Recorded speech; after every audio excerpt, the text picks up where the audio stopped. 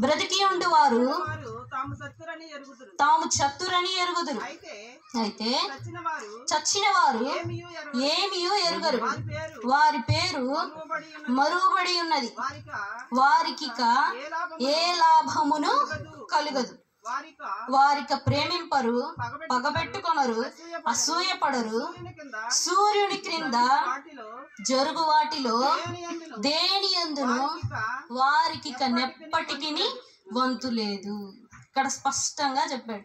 నువ్వు బ్రతికున్నప్పుడే నీకేం తెలుసు, మరణం అయిపోతావు ఒక రోజున అనేటువంటి సంగతి నీకు ముందుగానే తెలియబడి ఉన్నది. తర్వాత ఏమంటున్నారు, నీవు మరణించిన తర్వాత కూడా ఎటువంటి లాభము లేదు అని ఇక్కడ స్పష్టంగా రాయబడి ఉంది. నేను ఒక ప్రార్థనకి వెళ్ళాను.